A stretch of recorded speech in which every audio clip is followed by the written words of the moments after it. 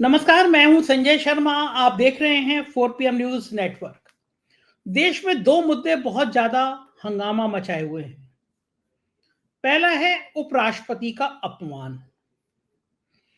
मैं समझ नहीं पा रहा कि ये इस तरह का अपमान कैसे हो गया, कितने आहत हो गए।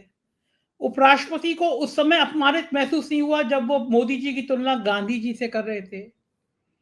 उपराष्ट्रपति ने खुद को उस समय अपमानित महसूस नहीं किया जब उन्होंने एक अच्छे भले संसद टीवी को बर्बाद कर दिया, तबाह कर दिया। उपराष्ट्रपति को उस समय अपमानित महसूस नहीं हुआ जब वो 10-10 कैमरे केवल उनके ऊपर फोकस हुआ करते थे, उनके जूतों पे, उनकी गाड़ी पर। उपराष्ट्रपति को उस समय में अपमानित महसूस नहीं हुआ जब वो राज्यपाल थे और एक के बाद एक बंगाल में जिस तरह के वो काम कर रहे थे, उससे राजभवन की गर्मा तार तार हो रही थी। उपराष्ट्रपति को उस समय लज्जित नहीं हुआ जब भारतीय जनता पार्टी के नेता उन्हें जाट नेता, किसान नेता कह रहे हैं। देश में इतने किसानों की मौत हो गई एक आंदोलन में, लेकिन राज्यपाल रहते हुए वो खामोश थे। और अगर जाति की बात की जाए तो उन्हीं की जाति के एक गवर्नर सत्यपाल मलिक खुल के किसानों के पक्ष में बोल रहे थे। आज भारतीय जनता पार्टी उनकी जाति का मुद्दा जोर शोर से उठा रही है, क्योंकि कांग्रेस और इंडिया गठबंधन ने एक ऐसी चाल चल दी है जो भाजपा को परेशान कर रही है। वो है दलित प्रधानमंत्री के रूप में खड़गे का नाम आगे बढ़ाना।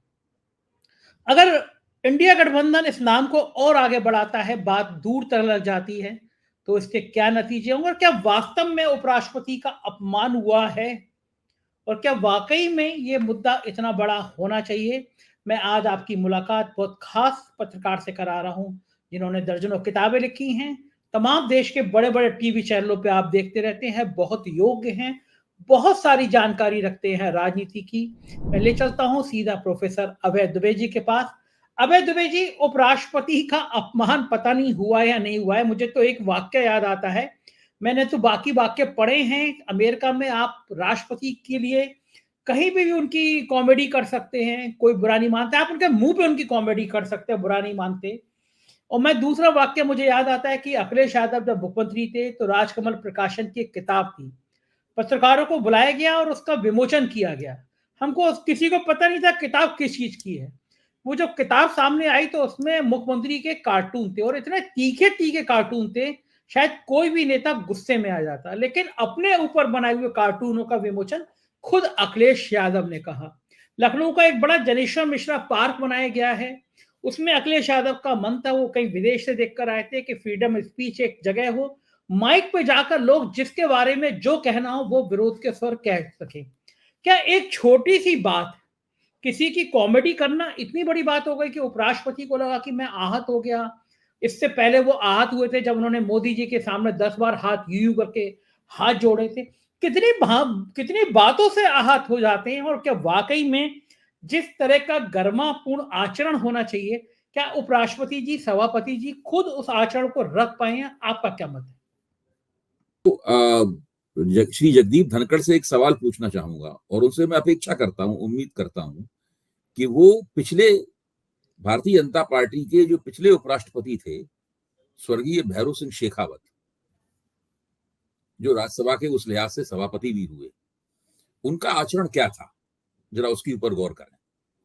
भैरों सिंह शेखावत तो संघ परिवार हिंदुत्व की जो परंपरा थी उसी के नेता थे। जगदीप धनखड़ तो भारतीय जनता पार्टी के पारंपरिक रूप से उनकी कतारों से नहीं आए। वो तो अभी पिछले कुछ वर्षों में भाजपा में शामिल हुए। अच्छा, अब उनसे वो अपनी तुलना करें, तब वो पाएंगे कि दरअसल उपराष्ट्रपति के तौर पर किसी नेता का आचरण कैसा होना चाहिए और राज्यसभा के सभापति के तौर पर किसी नेता का आचरण कैसा होना चाहिए। हम सब उनसे उम्मीद करते हैं कि जब उन्हें उपराष्ट्रपति बनाया गया है तो उन्हें रोजमर्रा की जो राजनीति है उस राजनीति से थोड़ा अलग दिखना चाहिए, अलग आचरण करना चाहिए। जब राजस्थान के चुनाव की शुरुआत भी नहीं हुई थी, उस वक्त तो राजस्थान के इतने दौरे कर रहे थे कि अशोक गहलोत को कहना पड़ा था कि आदरणीय राष्ट्रपति राजस्थान के इतने दौरे क्यों कर रहे हैं। उसके बाद उन्होंने राजस्थान के दौरे बंद किए। इसका सीधा सीधा मतलब था कि वो यहाँ आकर भारतीय जनता पार्टी के पक्ष में चुनावी पेशबंदियां कर रहे हैं। जब अशोक गहलोत ने टिप्पणी की तब उपराष्ट्रपति ने वहां जाना बंद किया। देखिए, इनका जो पूरा राजनीतिक कैरियर है भाजपा के अंदर का, आप जरा उसके ऊपर गौर कीजिए। उस पूरे कैरियर में इनकी छवि ऐसी उभरती है कि ये केंद्र में सत्तारूढ़ पार्टी और केंद्रीय सरकार के प्यादे हैं। जब पश्चिम बंगाल में ये राज्यपाल थे तो ये ममता बनर्जी के खिलाफ एक समांतर सत्ता का केंद्र उन्होंने राजभवन को बना दिया था। इनकी स्थिति ये थी कि कोई भी घटना होती थी तो वहां पे खुद मुआयना करने पहुंच जाते, जैसे इनके पास कार्यकारी अधिकार हो, एग्जीक्यूटिव पावर्स हो। सुप्रीम कोर्ट कह चुका है कि राज्यपालों के पास एग्जीक्यूटिव पावर्स नहीं होते। और लगातार ये ममता बनर्जी को उपदेश देते रहते थे और एक रनिंग बैटल दोनों के बीच में एक लगातार, जब तक ये राज्यपाल रहे वहां पे पूरी तरीके से जद्दोजहद जारी रही। उस जो उन्होंने भक्तिभाव से एक भारतीय जनता पार्टी के कार्यकर्ता की तरह भारतीय जनता पार्टी की रणनीतियों को राजभवन में लागू करने का जो कारनामा अंजाम दिया, उसके पुरस्कार स्वरूप इनको उपराष्ट्रपति पद मिला। और जब से ये उपराष्ट्रपति हैं, ये देश की प्रत्येक संस्था के ऊपर विपरीत टिप्पणियां कर रहे हैं, चाहे वो न्यायपालिका हो या वो कोई संस्था हो। हर जगह वो कह रहे हैं कि जो चुनी हुई सरकार है वो सर्वोपरि है, जबकि लोकतंत्र में चुनी हुई सरकार सर्वोपरि नहीं होती है। लोकतंत्र शक्तियों के संतुलन के ऊपर चलता है। अच्छा, एक तरफ वो चुनी हुई सरकार को इसलिए सर्वोपरि बता रहे हैं क्योंकि वो चुनी हुई है और जजेस जो होते हैं वो नियुक्त होते हैं, वो भी सरकार द्वारा नियुक्त होते हैं। लेकिन विपक्ष भी तो चुनाव चुन के ही आया है संसद में, चाहे राज्यसभा में चुन के आया हो चाहे लोकसभा में चुन के। उसके चुनाव चुने हुए होने के कारण उसके जो अधिकार हैं उनकी वो कोई परवाह नहीं करते। सभापति के तौर पर इनको चाहिए कि विपक्षी सांसदों के हितों की सदन में रक्षा करें। वो सत्ता पक्ष के दबदबे और सत्ता पक्ष का जो आक्रामक रवैया है उसके चलते विपक्षी सांसदों के अधिकारों की रक्षा न करके सत्ता पक्ष के साथ जुड़कर उनको लगातार निलंबित करने में लगे हुए हैं। देखिए, विपक्ष ने इनके ऊपर केवल 2 बार इनको थोड़ा आड़े हाथों लिया है। एक बार तब आड़े हाथों लिया जब इन्होंने प्रधानमंत्री का वो अत्यधिक अभिवादन किया, जिससे साफ लग रहा था कि प्रधानमंत्री की ये चापलूसी कर रहे हैं और ठकुर सुहाती कर रहे हैं प्रधानमंत्री की, तब किया। और अभी जब इनकी मिमिक्री की गई, जहां तक मिमिक्री का सवाल है, आपने बिल्कुल ठीक कहा। देखिए, अखिलेश यादव तो बहुत लोकतांत्रिक नेता है, उनकी कितनी कड़ी से कड़ी आलोचना की जाए वो किसी से नाराज नहीं होते। इसलिए अखिलेश यादव से आप जगदीप धनखड़ की तुलना तो कर नहीं सकते। इस मामले अखिलेश यादव उम्र में उनसे जरूर कम है, राजनीति में कनिष्ठ है, लेकिन जहां तक लोकतांत्रिक स्वभाव का सवाल है, जगदीप धनखड़ से वो बहुत ज्यादा आगे है। मैं अच्छी तरीके से इस बात को समझता हूं। तो जगदीप धनखड़ साहब की स्थिति यह है कि उन्होंने उपराष्ट्रपति पद को मजाक की वस्तु बना दिया है।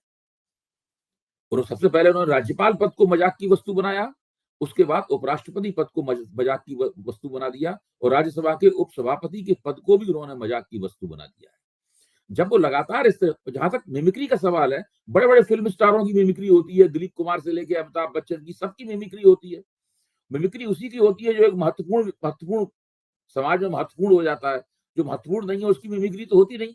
इनको अपनी मिमिक्री पे कितनी आपत्ति है? इसका मतलब है कहीं चोर की दाढ़ी में तिनका है। ये समझते हैं कि इनकी जो मिमिक्री की गई या जो उन्होंने प्रधानमंत्री का अतिशय अभिवादन किया, जो उन्हें नहीं करना चाहिए था, उसके बाद जो उनकी आलोचना की गई, उसके सवाल पे इन्हें साफ तौर पे लग रहा है कि विपक्ष इन्हें जनता के बीच में सरकार के प्यादे के रूप में चित्रित कर रहा है। तो इसलिए इनको आपत्ति है। अगर ये एक मजबूत, प्रभावशाली, अपने पैरों पर खड़े हुए और ईमानदारी के रास्ते पर चलने वाले व्यक्ति होते तो उन्हें इस बात की कोई भी परवाह नहीं होती। आप बताइए, भैरव सिंह शेखावत की किसी ने मिमिक्री की? भैरव सिंह शेखावत के सभी पार्टियों में सभी लोगों के साथ में बहुत अच्छे संबंध थे। यहाँ तक उन्हें भाजपा के अंदर एक ऐसा व्यक्ति माना जाता था जिसका पॉलिटिकल नेटवर्क सबसे ज्यादा मजबूत है। धनखड़ साहब को चाहिए कि कम से कम और किसी से सीखें ना सीखें, कम से कम स्वर्गीय भैरव सिंह शेखावत की किताब के, राजनीति की किताब के कुछ पन्ने पढ़ें और उससे कुछ सीखें। ठीक बात है। और जेपी नड्डा जी आज भाषण देते हुए नजर आ रहे थे कि ये पिछड़ी जाति का अपमान है, ये किसान नेता का अपमान है, ये जाट समुदाय का अपमान है। ये कहां से जुड़ गया बीच में आके? देखिए, भारतीय जनता पार्टी की अदा ये है कि वैसे तो वो ये कहेंगे कि साहब 4 जातियां हैं, महिला, युवा वगैरह वगैरह हैं, और फिर जैसे ही उनको किसी राजनीतिक विवाद में वो फंसते हैं और किसी जद्दोजहद में फंसते हैं, वैसे ही उनको जात याद आ जाती है। प्रधानमंत्री को अपनी जात याद आ जाती है, उपराष्ट्रपति को याद आ जाता है कि वो तो जाट परिवार से आए हैं। और नड्डा साहब किसी ने कह सकते हैं अरे वो तो हिमाचल प्रदेश के ब्राह्मण हैं। तो ये तो इनका ये जब चाहते हैं जब चाहते हैं तो जाति का होने का फायदा उठाने लगते हैं, और जब चाहते हैं तो विपक्ष को जातिगत जनगणना के खिलाफ उपदेश देने लगते हैं। तो ये इन लोगों का एक प्रचलित हथकंडा है, जिसका वो बार बार इस्तेमाल करते हैं, कई बार इस्तेमाल कर चुके हैं। मुझे नहीं लगता कि लोग इससे कोई प्रभावित होते हैं। और जगदीप धनखड़ का व्यक्तित्व ऐसा है कि आप किसी भी साधारण व्यक्ति से पूछ लीजिए, वो आपको देख के ही बताएंगे कि इनको किस पद पे, कैसे व्यक्ति को किस पद पे बैठा दिया गया। बिल्कुल सही बात है अभय भाई जी। दो नाम मैं आपके सामने बताता हूँ। दो गवर्नर रहे हैं, दोनों एक ही जाति के समुदाय से आते हैं, एक सतपाल मलिक और एक धनखड़ साहब। अगर आपको जी। तुलना करनी पड़े इन दोनों में, तो आप क्या इनमें दोनों में समानता देखते हैं और क्या असमानता देखते हैं? देखिए, सतपाल मलिक भारतीय जनता पार्टी की सरकार द्वारा नियुक्त गवर्नर थे, और उन्हें महत्वपूर्ण राज्यों में गवर्नर बनाया गया। लेकिन गवर्नर के तौर पे उन्होंने अपनी राजनीतिक स्वायत्तता कभी नहीं खोई। जब किसान आंदोलन हुआ तो लगातार वो किसान आंदोलन के पक्ष में बने रहे, और उन्होंने कई बार कहा, अगर मुझे हटाना चाहते हो हटा दीजिए, जो करना हो कर दीजिए, लेकिन मैं किसानों के पक्ष में बोलना बंद नहीं करूंगा। धनखड़ साहब उस वक्त क्या कर रहे थे? तब धनखड़ साहब को याद नहीं आ रहा था कि वो किसानों के नेता हैं। तब धनखड़ साहब को याद, वैसे किसानों के कभी नेता रहे नहीं है ये। किसान क्योंकि जाट समाज से आते हैं, तो किसान परिवार से उनका कुछ संबंध होगा, जब जाहिर है परिवार में कोई ना कोई खेती करता होगा, लेकिन ये किसानों के कभी कोई नेता नहीं है। मैंने तो कम से कम नहीं सुना किसी किसान आंदोलन का नेतृत्व करते हुए।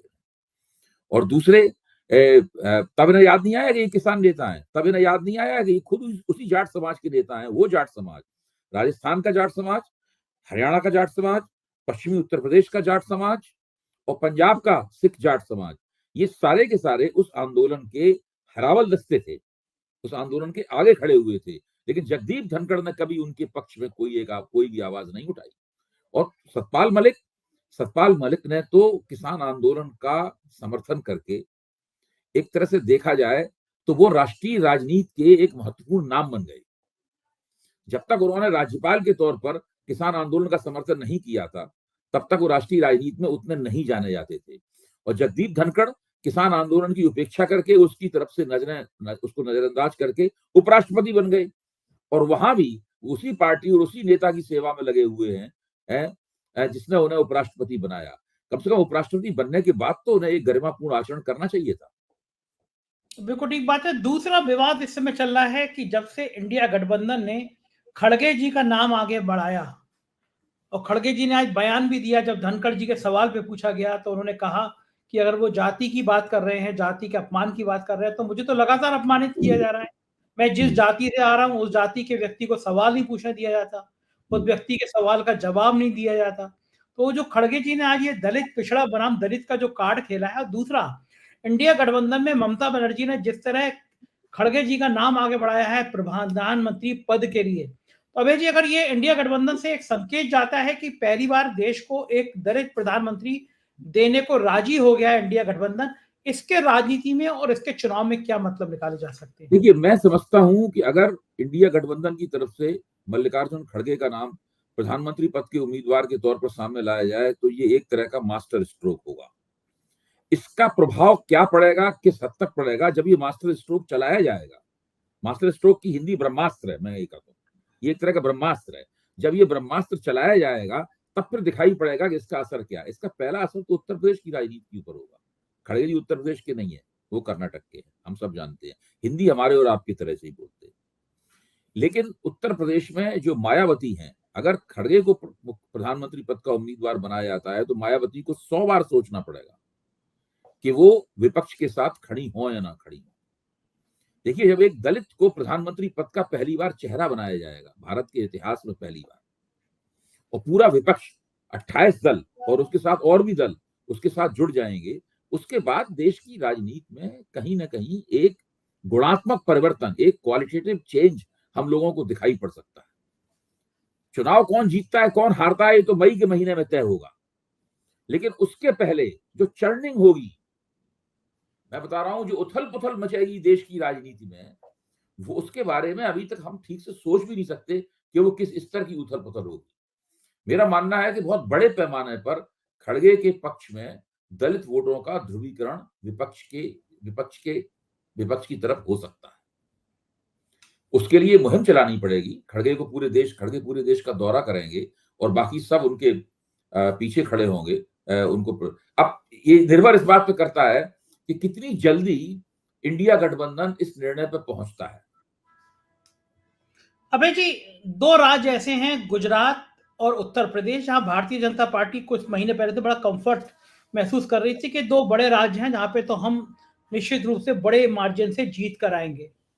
अगर खड़गे जी उत्तर प्रदेश के किसी लोकसभा से चुनाव लड़ते हैं, फूलपुर से या अम्बेडकर नगर से जहां कुर्मी माहौल है, वहां से नीतीश कुमार चुनाव लड़ते हैं, अखिलेश यादव पिछड़ा दलित अल्पसंख्यक का कार्ड खेलते हैं, ये गठबंधन अगर मजबूती के साथ मैदान में उतरता है तो उत्तर प्रदेश के क्या जो चुनाव परिणाम है, जो 70 प्लस बीजेपी सोचती है, पिछली बार थोड़ा पीछे रह गई थी, क्या वही रहेगा या बीजेपी को कितना बड़ा डेंट पड़ जाएगा? देखिए, आपने जो बातें कही हैं वो बातें मुझे ये कहने के लिए मजबूर करती हैं कि इंडिया गठबंधन को अपने पत्ते किस तरीके से खेलने चाहिए।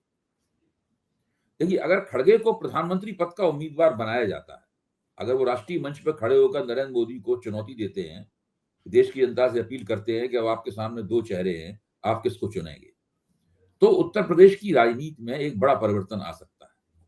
मैं ही समझता हूं कि फिर मायावती को भी खड़गे का समर्थन करना होगा। अगर मायावती खड़गे का समर्थन नहीं करेंगी तब फिर उनके सामने बहुत सारे सवाल उठेंगे और उनका ही अपना जो जनाधार है वो उनसे सवाल पूछेगा। तो मायावती खड़गे का समर्थन करेंगी, और मायावती खड़गे का समर्थन करेंगी तो अखिलेश पहले से ही इंडिया गठबंधन में है, तब उत्तर प्रदेश में कांग्रेस, बहुजन समाज पार्टी और समाजवादी पार्टी का गठजोड़ खड़ा होगा, और ये गठजोड़ भारतीय जनता पार्टी को जबरदस्त चुनौती दे सकता है। मैं ये मानता हूं ये गठजोड़ भारतीय जनता पार्टी से 25 से 30 सीटें तो आराम से छीन सकता है, और बढ़िया योजना पूर्वक चुनाव लड़े तो ये लोग ज्यादा सीटें भी भारतीय जनता पार्टी से छीन सकते हैं। केवल उत्तर प्रदेश में ही केवल ये गठजोड़ अगर बन जाए तो केवल उत्तर प्रदेश से ही भारतीय जनता पार्टी को बहुमत से नीचे लाया जा सकता है। मैं आपसे यही पूछना चाह रहा था। एक बात और मैं जोड़ दूं, दक्षिण भारत में अगर कर्नाटक में और तेलंगाना में ठीक से लड़ाई अगर हो जाए तो दक्षिण कर्नाटक, तेलंगाना और उत्तर प्रदेश, ये तीन प्रदेश मिलकर नरेंद्र मोदी को वहां पहुंचा देंगे जहां नरेंद्र मोदी को अपना बहुमत साबित करने के लिए बहुत ज्यादा सीटों की जरूरत पड़ेगी। अभय जी, अगर ये कल्पना करी जाए कि सीटें 240 तक एनडीए ले आता है, क्या लगता है आपको 240 की सीटें आने पर मोदी जी के लिए आसान रहेगा प्रधानमंत्री बनना या परेशानी रहेगी? नहीं, परेशानी हो जाएगी। 240 का मतलब ये हुआ कि 32 सीटें कम होंगी उनकी बहुमत से। न केवल 32 सीटें कम होंगी बल्कि कुल मिलाकर भारतीय जनता पार्टी की 31 सीटें वो और 32 ये, यानी कम से कम 63 सीटें भारतीय जनता पार्टी कम जीतेगी। और जब मोदी के नेतृत्व में 63 सीटों का टोटा होगा भारतीय जनता पार्टी को, तो ये एक बहुत बड़ा फिगर है। उसके बाद में भारतीय जनता पार्टी के भीतर से सवाल उठने शुरू होंगे मोदी के नेतृत्व पर, उनके वोट खींचने की क्षमताओं के ऊपर। देखिए, और मैं तो ये मानता हूं कि अगर भाजपा के 63 सीटें कम होने के आसार बनते हैं किसी खास परिस्थिति में, तो फिर वो गिरावट वो 63 पे जाकर नहीं रुकेगी, फिर वो गिरावट और भी हो सकती है। क्योंकि जिस तरह जीत स्नोबॉल होती है उसी तरह डिफीट भी स्नोबॉल होती है। जिस तरह विक्ट्री स्नोबॉल होती है उस तरह डिफीट भी स्नोबॉल होती है। तो मैं ये मानता हूं कि 63 सीटें या 60 से ज्यादा सीटें कम होने का मतलब है मोदी को भारतीय जनता पार्टी के दफ्तर में लोगों के सवालों का जवाब देना होगा। वही होगा वो क्षण जो इस देश की राजनीति को पूरी तरीके से बदल देगा। अच्छा, फिर मोदी से हम लोग, मैं तो मानता हूं हर नेता बहुत लचीला होता है, ऊपर से भले ही वो कितना कड़ा होने का और 56 इंच सीना होने का दावा करते रहे, मोदी जी पूरी कोशिश करेंगे कि कहीं ना कहीं से बहुमत का जुगाड़ हो जाए, वो प्रधानमंत्री की गद्दी पे बैठे रहें। फिर वो लोगों को बुला के पूछेंगे कि भैया बताइए हम आपके लिए क्या करें। फिर अमित शाह जो है वो सब लोगों को, तरह तरह के लोगों को ढूंढेंगे। फिर बीआरएस से कहा जाएगा तेलंगाना उन्होंने जितनी सीटें जीती हैं आपका समर्थन मिल जाए। अकाली दल को भी पुचकारा जाएगा कि एक सीटें अगर अकाली दल जीतता है तो उसको भी पुचकारा जाएगा। फिर वाईएसआर कांग्रेस को पुचकारा जाएगा, फिर बीजू जनता दल को पुचकारा जाएगा, और अगर अन्ना द्रमुक ने कुछ सीटें जीतनी है तमिलनाडु में तो उसको पुचकारा जाएगा। ये सारी कोशिशें होंगी क्योंकि जो मौजूदा एनडीए है उसमें जो दल है वो तो कोई ज्यादा सीटें दे नहीं सकते। ये तो हो सकता है कि वो कुछ भाजपा के लिए अपनी बिरादरी के वोटों की जुगाड़ कर दें, खुद ज्यादा सीटें जीतने की उनमें दम नहीं है। तो मेरा मानना है कि उसके बाद भारतीय जनता पार्टी एक बहुत बड़े राजनीतिक संकट में फंसेगी। मोदी जी के नेतृत्व पे एक सवालिया निशान होगा। उनके वोट खींचने की क्षमता जैसे ही कम होगी, वैसे ही भाजपा में वो तमाम नेता जिन्होंने मोदी जी के वर्चस्व के कारण अपनी महत्वाकांक्षाओं पर लगाम लगा रखी है, वो महत्वाकांक्षाएं खुलकर खेलने लगेंगे। अबे जी, एक बात और सामने आती है 3 राज्यों के चुनाव के बाद जब अमित शाह और पूरी पार्टी, जेपी नड्डा, सब लोग कह रहे थे कि ये सिर्फ और सिर्फ मोदी जी का जादू है। उस समय एक ताकतवर संगठन मंत्री ओम माथुर योगी जी के संग बड़े खिलखिलाते हुए फोटो में ट्वीट कर रहे थे कि ये सामूहिक प्रयास है। और उस फोटो ने भारतीय जनता पार्टी की अंदरूनी राजनीति को बहुत तहलका मचाया कि मोदी की जगह पहली बार ओम माथुर और योगी एक मंच पर दिखाई दिए। उसके बाद जो योगी आदित्यनाथ और दिल्ली के रिश्तों को लेकर जो बात चलती है कि मोदी के बाद योगी, इन नारों ने अमित शाह जी को थोड़ा विचलित किया है। दोनों के बीच में मनमुटाव की बातें सामने आती हैं। क्या यह यूपी भाजपा में ये सारी बातें असर डालेंगी, या फिर राम मंदिर का मुद्दा इतना बड़ा होगा कि ये सारी बातें छोटी पड़ जाएंगी? नहीं, मैं आपने जो पहली बात कही, मैं उसको ज्यादा उसमें ज्यादा दम देखता हूँ। ये राम मंदिर वाले मुद्दे की मैं नहीं मानता हूँ। राम मंदिर वाला मुद्दा, देखिए, जो राजनीति जो होती है वो अंतर विरोधों को जैसे ही अंतर विरोध प्रबल होते हैं, राजनीति का ग्राफ उधर झुक जाता है हमेशा। जब अंतर विरोध प्रबल नहीं होते हैं, उसके बाद इस तरह के मुद्दे जो हैं वो एक तरह का आवरण डाल देते हैं पूरे विरोधों के ऊपर, टकराव के ऊपर, आपसी जद्दोजहद के ऊपर। मैं ये मानता हूं कि जिस दिन मोदी के की वोट खींचने की ताकत पर सवालिया निशान लगेगा, उस दिन योगी आदित्यनाथ की हैसियत भी एक दूसरे रूप में निकलकर सामने आएगी। अभी योगी आदित्यनाथ भी स्पष्ट रूप से अपनी बात नहीं कर रहे हैं, उनकी तरफ से भी कोई स्पष्ट दावेदारी नहीं है। जो कुछ है वो कयासों के दौर में है। लेकिन जब उन्हें लगेगा कि अब ये दावा करने का समय आ गया है, उस वक्त योगी आदित्यनाथ हैं, और भी कई नेता हैं जिनके अभी हम लोग नाम न लें तो बेहतर है, हम लोग बाद में उनके नाम लेंगे। तो मेरा मानना यह है कि वो सब लोग अपनी दावेदारियां करेंगे, क्योंकि गठजोड़ सरकार का नेतृत्व और नेता ज्यादा बेहतर कर सकते हैं। नरेंद्र मोदी गठजोड़ सरकार का नेतृत्व करने के लिए बहुत फिट नेता नहीं है। इनका जो तौर तरीका और रवैया है, उससे गठजोड़ सरकार में जिस तरह का लचीला और उस तरह का बंदा चाहिए, वो नहीं है। दूसरे नेता और जहां तक के दूसरे क्षेत्रीय दलों को भी लगेगा कि अगर राजनाथ सिंह की प्रधानमंत्री पद के उम्मीदवार बने भाजपा की तरफ से, तो वो ज्यादा उनके लिए माकूल हो सकते हैं। मतलब इस तरह कई लोग हो सकते हैं इस तरह से। अबे जी, ये जो इस तरह की तानाशाही वाली बातें होती हैं अभी कि 143-44 सांसदों को बाहर निकाल दो, सस्पेंड कर दो, किसी भी डेमोक्रेसी की बात को तवज्जो मत दो, मान ना दो, इसका देश के आम जनमानस पर क्या प्रभाव पड़ता होगा? क्योंकि आपने बहुत समाजशास्त्र का भी बड़ा अध्ययन किया है और समाज में जो पड़ रहे प्रभाव, उनका राजनीति का अध्ययन किया है आपने। ऐसी सारी बातों को एक आम जनमानस किस रूप में लेता होगा? देखिए, जब अति हो जाती है किसी चीज की, तब वास्तव में लोग भले ही मुंह से ना कहें कि लोगों के पास, सबके पास मंच नहीं होता कहने के लिए। आम लोगों के पास क्या मंच है, वो आपस में बातचीत करके रह जाते हैं। उसके बाद में फिर लोगों के मन में आता है कि ये बात जो है वो जम नहीं रही है, भाई ऐसा नहीं करना चाहिए था। आपको ध्यान होगा जब 2002 में गुजरात के अंदर मुसलमान विरोधी हिंसा हो रही थी और दिन रात टीवी के ऊपर छवियां आ रही थी, लोग तलवार लेकर दौड़ रहे हैं, आगे लग रही हैं, मुसलमान लोग आंखों में आंसू भर के लगे हुए। तो मैंने देखा है कि मेरे घर में एक जो बहुत भाजपा समर्थक हमारे रिश्तेदार थे, वो भी टीवी 2-3 दिन उन्होंने बैठ के टीवी देखा, मेहमान के तौर पे आए थे, तो खुद ही कहने लगे ये तो यार बहुत गलत हो रहा है। वही परिणाम हुआ 2004 में जब लोकसभा चुनाव हुआ, तो सीएसडीएस के सर्वे ने बताया कि जो भाजपा थोड़े से वोटों से पीछे रह गई, उसके अंदर गुजरात की उन घटनाओं की एक महत्वपूर्ण और निर्णायक भूमिका थी। ऐसे लोगों ने, जो कि भाजपा समर्थक तो थे लेकिन वो कट्टरपंथी नहीं थे। भाजपा समर्थक होने का मतलब नहीं है कि हर आदमी कट्टरपंथी है या मुसलमानों का खून पी जाना चाहता है, ऐसा तो ही ना। भाजपा को सभी वोट देने वाले ऐसे थोड़ी ना होते। तो उनमें से बहुत से लोग या तो चुपचाप घर पे बैठ जाते हैं या वो भाजपा के खिलाफ वोट कर देते हैं। और देश में जो जिस तरह की चुनाव प्रणाली है, उसमें थोड़े वोटों के इधर उधर हो जाना ही एक बहुत बड़ी घटना को जन्म दे देता है, जो कि 2004 में घटित हुई थी। बिल्कुल ठीक है। अबे जी, आखिरी सवाल। हम्म। विपक्ष अब इस निलंबन को, इन बातों को किस रूप में जनता के सामने ले जा सकता है और ले जाना चाहिए? विपक्ष ने तो पहले ही कार्यक्रम बना लिया है, सारे देश में प्रदर्शन होंगे, इस बात को जनता के पास ले जाया जाएगा। आखिरकार जिन लोगों को संसद से निकाला गया है वो भी जनप्रतिनिधि है, केवल भारतीय जनता पार्टी ही जनप्रतिनिधि नहीं है, वो लोग भी जनप्रतिनिधि हैं, उन लोगों के भी समर्थन का एक दायरा है, वो भी विभिन्न समुदायों के सदस्य हैं, उनकी नुमाइंदगी करते हैं, उनको भी कहीं ना कहीं से बल प्राप्त होता है। तो सारे देश में प्रदर्शन होंगे, इस बात को एक सार्वजनिक जीवन में एक महत्वपूर्ण मुद्दा बनाया जाएगा और इस चीज ने एक बार फिर विपक्ष के सामने ये टास्क पेश किया है, ये कार्यभार पेश किया है कि उनको एकता करनी है। अगर वो एकता नहीं करेंगे तो 2024 से लेके 29 तक का समय संसद भवन की सीढ़ियों पर बैठकर नारे लगाते हुए गुजर जाएगा। तुम संसद भवन में तो नहीं घुसने दिया जाएगा।